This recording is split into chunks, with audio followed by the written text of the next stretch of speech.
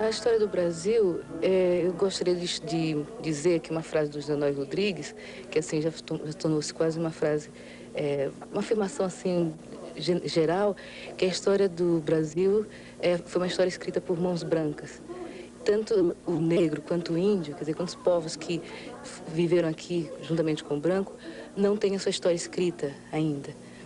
E isso é um problema muito sério, porque a gente frequenta universidades, frequenta escolas e não se tem uma visão correta do passado da gente, do passado do negro. Então ela não foi somente omissa, e foi mais terrível ainda, porque ela, na parte que ela não foi omissa, ela negligencia fatos muito importantes e deforma muito a história do negro. Quer dizer, tratando basicamente da escravidão e deixando de lado outras formas do negro viver no Brasil, como todo o processo de alforria que houve durante todos os 4 séculos de escravidão e principalmente com relação ao quilombo.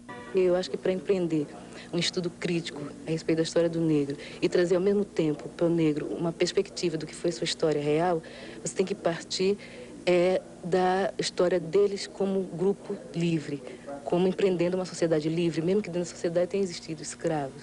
Mas basicamente o quilombo é homens que procuram conscientemente organizar uma sociedade para si, onde ele possa viver de acordo com o seu passado histórico, africano ou brasileiro, com os seus hábitos, os seus costumes, a sua cultura, a sua forma de ser.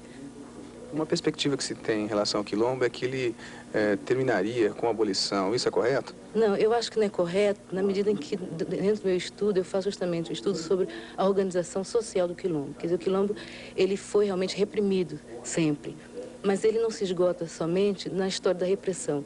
Como a documentação que a gente tem, quer dizer, o negro não deixou nada escrito, foi o branco quem escreveu, então até eu mesmo, até nós negros, vamos ter que recorrer à documentação da polícia, das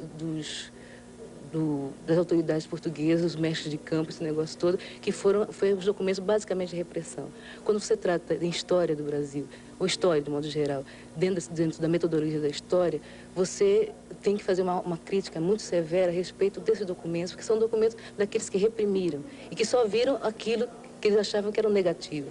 Entende? O quilombo tem a outra perspectiva, que, como eu disse antes, que é o estabelecimento humano que o quilombo foi, de homens que se entendiam como homens, independente de ser escravos ou não. E de que forma permanece hoje, ou poderia permanecer hoje, essa ideia de organização do quilombo, ou as condições do quilombo se manterem hoje, de que forma?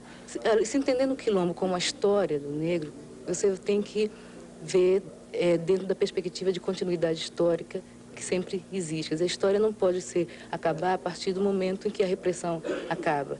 Então, se entende o quilombo como uma sociedade de negros, você não pode, de repente, porque deixaram de reprimir o quilombo ao nível de repressão armada, como foi nos séculos passados, que isso tenha desaparecido. Quer dizer, se os homens negros, desde o século XVI, se reúnem nesse tipo de organização, eles devem se reunir ainda hoje dentro desse tipo de organização. E, por outro lado, na minha pesquisa, eu também tenho visto que, em relatórios de polícia, principalmente do Rio de Janeiro, você encontra região de ex-quilombos, onde hoje ainda são favelas no Rio de Janeiro. Na Bahia também, a gente encontra lugares onde foi o candomblé, que foi lugar de ex-quilombos. Você encontra também no Nordeste do Brasil, Piauí, Maranhão, na passagem dos imigrantes nordestinos para a Amazônia no século passado, em 1877, e depois, durante a época da borracha, eles se localizavam na migração em lugares de ex-quilombos. Isso é fundamental em termos de história do Brasil, história do negro, história do homem brasileiro mesmo, porque a gente vai ver que o negro não estava só limitado à fazenda, nem à história.